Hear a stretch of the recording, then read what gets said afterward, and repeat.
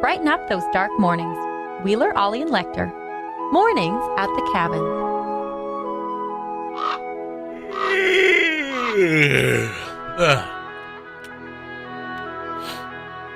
Guys? Guys? Where is everyone? Oh. Mornings at the Cabin. With Wheeler. I'm the only one here. It's dark. It's -4. This mild weather has been pretty awesome. So get out there, enjoy some of it while it's still dark. Don't wait for that sun to come up. Get out there right now and enjoy it while it's dark.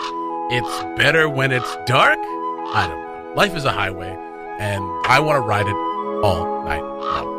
Wheeler with you on your Wednesday morning. Good Lord, getting ahead of myself already. But, you know, when you start getting into this holiday season, you start maybe thinking a little bit more ahead. You're starting to plan what parties you're going to go to, what galas you're going to go to, what presents you're going to buy, what you're going to do for this holiday season.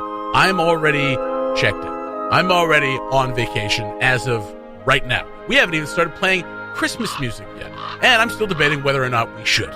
Because apparently, according to an article I read on Facebook while I was doing my morning routine, holiday music is not good for your mental health. Apparently, it's just because it's too repetitive. There's too much of it, and also because it puts you in this kind of, I don't know. I think it makes you pine for something. Is kind of what they were getting at. It was a really poorly written article, and I'm paraphrasing it. Also, very poorly. I think Lekter's coming back today. I have no idea. It's written on the board. Lekter's back, but not here yet. So I'm going to have my chai tea latte with 2 shots of vanilla and my bagel with cream cheese. Mornings at the Cabin, the podcast. Good morning. Welcome back. Why, thank you. Well, how was week 27 of vacation? Oh, it's always the hardest. It was almost as good as week 21.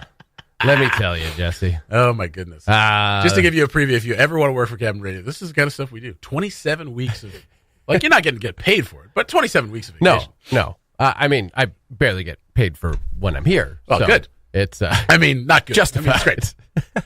It's, you know, we're getting there. Yeah.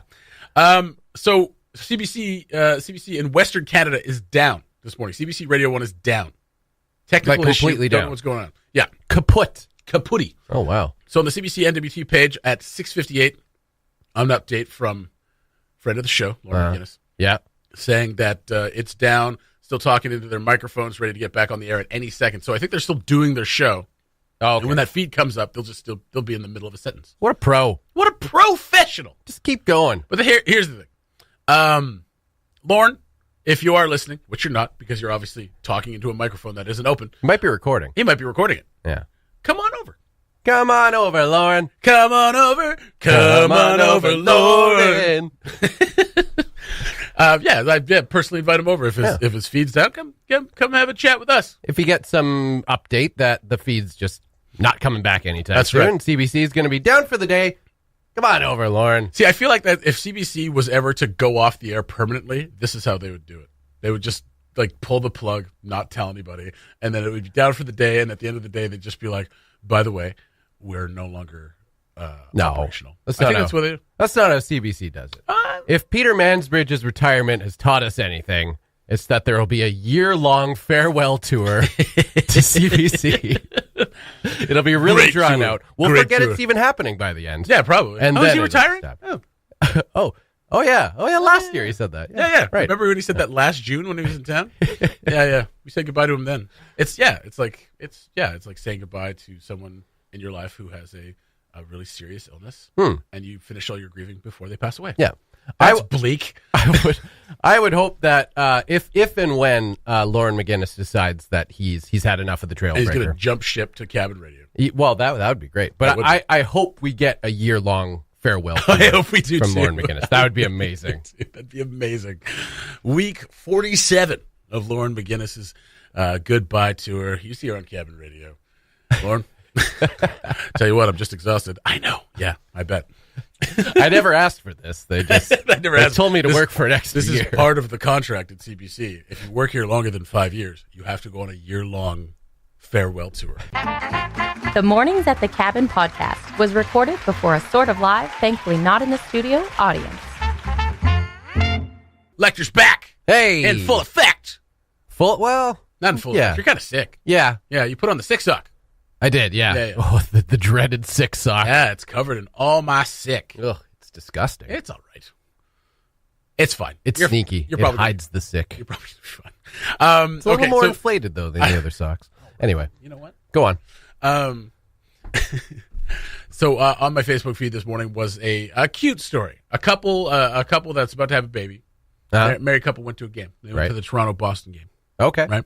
Yeah. Well, the wife cheers for Boston. Husband cheers for Toronto. Yeah. And so their bet was they held up a sign. She's preggers. She's going to have this baby, their first kid. And she said the sign said, "This is the bet.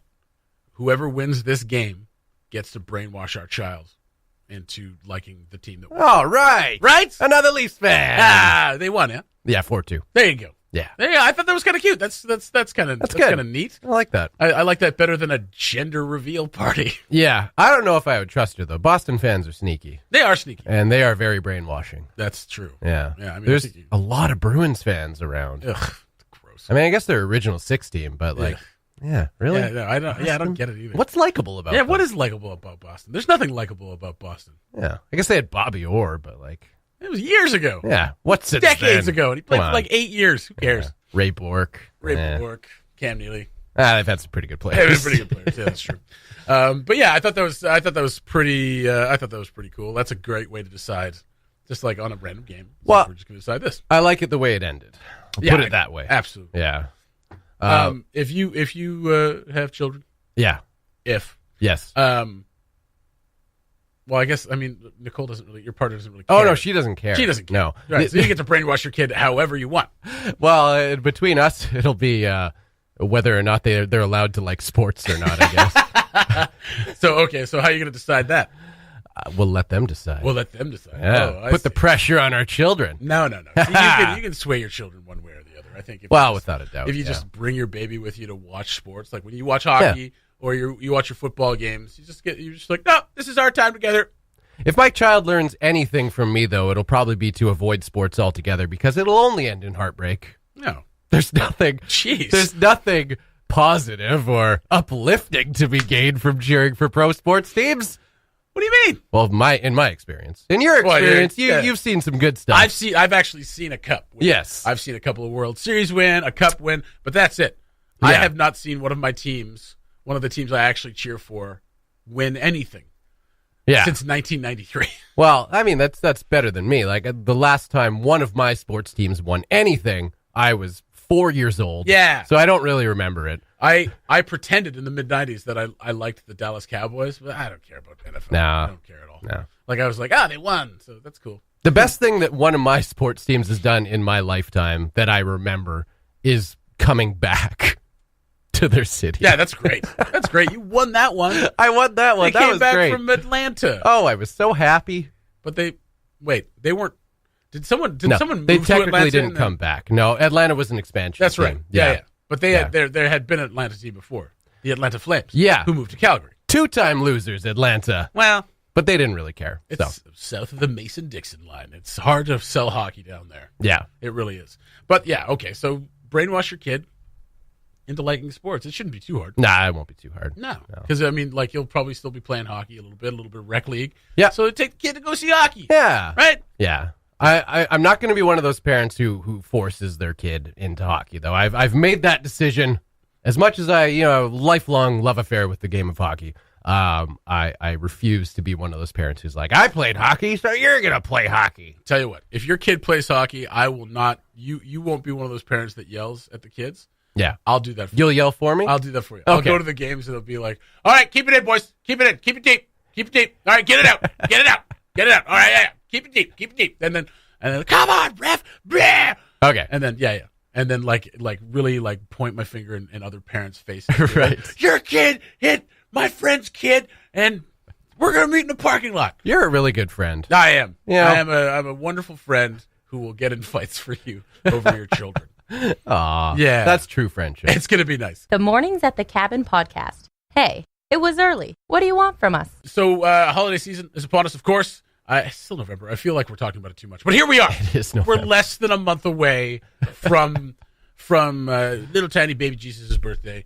and less than a month away from the equinox. So I mean, over a month away from New Year's, so we got to start planning for that. Yeah, start planning for that. Yeah. I'm not sure what I'm going to do for you. Do you have an idea what you're going to do for you? New Year's? Yeah, I try to do as little as possible for New Year's. Yeah, I don't hate New Year's. Don't get me wrong.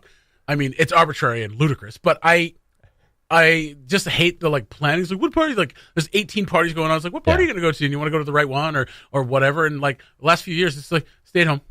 Well, and it's if you're not like a party person, someone's Which I party am. people. I am a party people. Person? Are you? I am. Okay. I'm partying right now. I think there's something to it that by the end of the holiday season, you're kind of partied out. Yeah. And then by the time New Year's Eve comes up, it's just like, ugh. Yeah. Another one? Kinda. I mean, now it feels that way now that we're older, but when you were 20, you were just like, let's party every night. Feels that way now that we're over a month away. And then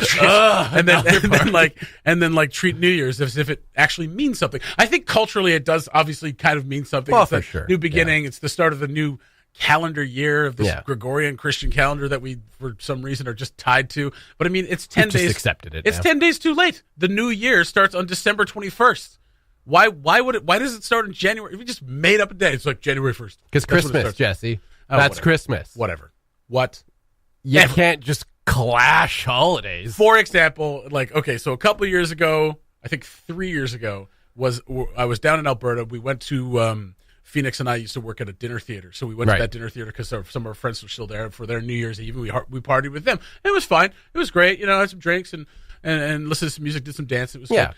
And then last year we were down in Alberta again, and and we were hanging out on New Year's Eve, and we had dinner with her folks. Her folks went to bed at 10, and we were up, and we're having a couple of drinks, and we were playing Overcooked. And I don't know if you've ever played Overcooked. Have you ever played Overcooked? No. Oh, it's a really cool game where you run a kitchen and try to make dinners. Oh, is it a video game? It is. Okay. I have seen it. Yeah. Okay, so we were playing that. Waiting for the countdown. We're playing this. We're really getting into it. And we looked down. I looked down at my phone. I was like, oh, it's 12:05. Happy New Year. Who cares? it just doesn't matter. Yeah, I mean, I've been to some pretty fun New Year's parties. Yeah, me too. Especially if you're not a Yellowknifer and you're from somewhere else and you live here, for the whole year, and then you go back home and you see a bunch of friends that you haven't seen in a while. It's always nice. It's nice to spend a New Year doing that. But if you're more or less just to see friends that you haven't seen, for a while. All right. But no, I have 4 friends. I don't care. I've never been a big New Year's person per se, but I have had some really enjoyable New Year's Eve experiences. But last New Year's, Nicole and I just binge watched Game of Thrones and ate Chinese food. And it was probably the best New Year's Eve we've ever It's so good had. to do that. Just to be with the one person or the few people that you really, really want to be with. Yeah. And you had the dogs and you were together, Game of Thrones, Chinese food. Yeah. You were leaving for 6 months in a week. That's true. You know what I mean? You're just this is great. We don't have anything to do. We have no responsibilities. We're good. And we're on vacation for 6 months there coming you go. up. So, beautiful. Life is good. What a privileged existence. So privileged. So, I guess, I'm not really planning much. I'm going to be out of town from the 21st, probably to the 28th. I don't know. I'm thinking... unless a houseboat orgy comes up, I'm not planning on anything. Still waiting for my advice. Keep your schedule free. I will keep my schedule free, because one of these days, someone's going to be like, come over to the houseboat, and we'll just all sit around, and it'll be really nice. See what happens. We'll have some drinks, and we'll just see where the night takes us. That's how these things start. Mornings at the Cabin, the podcast, where we cut out all the great music and you're left with the rest. Something that is taking over the internet virally. That's right. I'm not going to let you talk about it.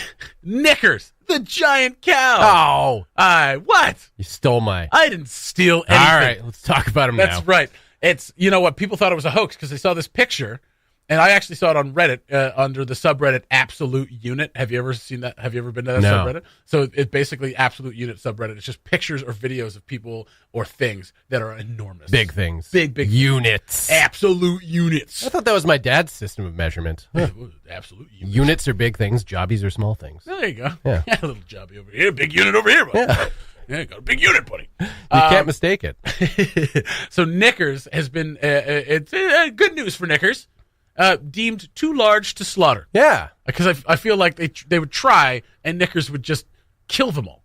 Just step on them all, like run bull through a china shop. Knickers is a Jersey cow, black and white cow, and is a cow, not a bull. It's best that we all befriend this cow. I think so. Not anger it. Like twice the height of a regular cow. That, like, you see the picture of all the cows milling about it, and it's like twice the height at the shoulder of a regular cow. Yeah, it's enormous. It is. It is. It doesn't even look real. Honestly, well, that's why people thought it was a hoax. Yeah, but then there's a video to show that this is a real thing, and they have no idea how it got so big. I mean, they probably do. They probably just bred it that big. But I mean, that's an enormous cow. Well, I'm going to assume growth hormones somehow involved in there.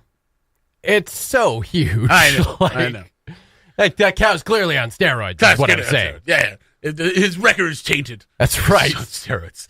But I mean, it's suspended for the season. It's one of those things that goes viral on the internet that you're just kind of like, oh, that's kind of neat. It's pretty neat. It is pretty. Yeah, neat. But an enormous cow. How is he? Why was he deemed, like, realistically now? Why was he deemed too large to slaughter?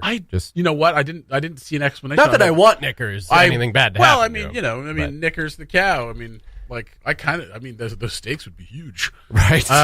But like, it's dude, this giant steer is fascinating. I'm just looking it up now. Just too large. A massive cow in Australia has been named Knickers. Has been spared the slaughterhouse thanks to their size. It's in Western Australia.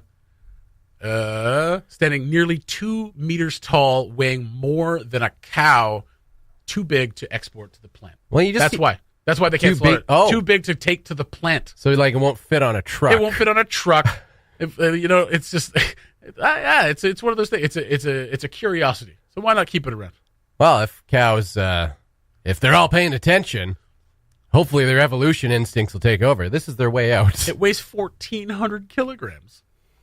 Good Lord. That's an enormous cow. It's head and shoulders, it's twice the height of any other cow that it's milling around. It shall be our new god. Yes, and we will call him Cow. Yeah, no, I think you're right. I think that all the other cows are probably like, this is Cow God, and he's Cow. How could they not think that? Yeah. If you're a cow and you're looking around, they're still going to get slaughtered, so it's not like Knickers is going to save them. Well, they don't know that, though. Well, yeah, I mean, you try to get Maybe close. Knickers can save them. Maybe. You get too close to Knickers' buddies, and he just starts eating you. That's how Knickers got so big. I mean, in one of those videos, he does literally just knock another cow out of his way with his head. With his head. And he starts eating a child. It's graphic. Check it out, though, because it's fascinating. Knickers, keep your kids away from Knickers. Yeah, Knickers eats meat.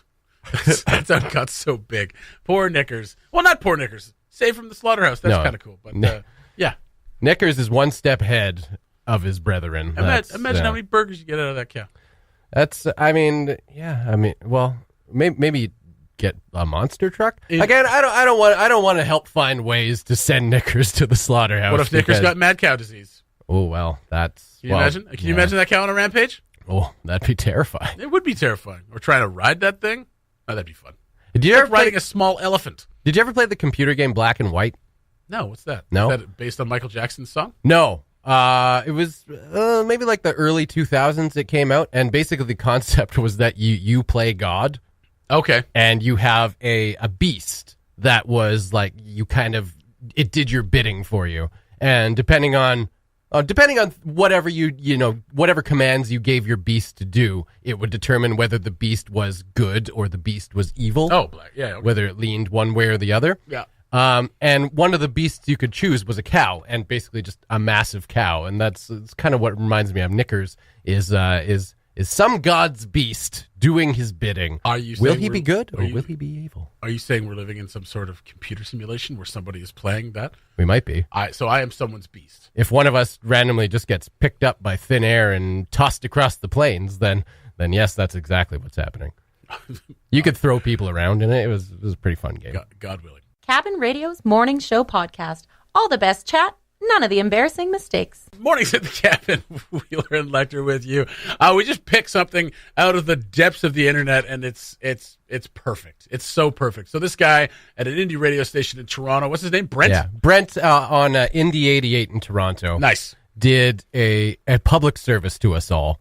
Don Cherry, obviously, everyone knows the name. He is a Canadian, part of our heritage, part of our culture. Should be a Heritage Minute. And we all like to make fun of him because it's so fun, and a lot of times it's very easy. He's that like bigoted uncle or bigoted grandfather at your Christmas dinner who like has a few too many and just starts rambling. That our national public broadcaster has irresponsibly left on television for probably far too long, past the expiry date. Yeah. But we're all better for it. Yes. So Brent on Indy 88 in Toronto did a fantastic bit where he we'll let the production speak for itself. He basically slowed down Don Cherry's Coach's Corner, and for a bit he is calling Drunk Cherry. So good. Here is episode 8, apparently, of Drunk Cherry.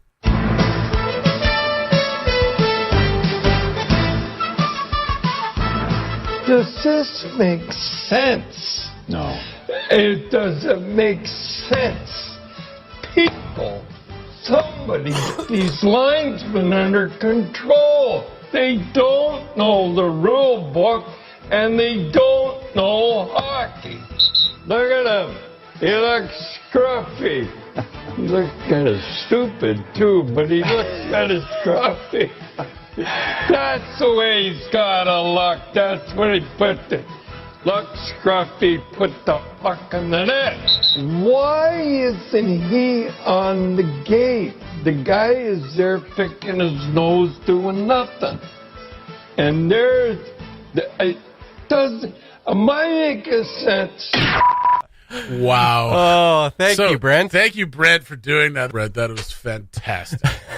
Oh, my God. That's a great way to lead into the news. Yeah, if he can make Don Cherry and Coach's Corner more entertaining, Brent on Indy 88 in Toronto did just that. Don, never change. Thanks for listening. Check out more from the show at cabinradio.ca.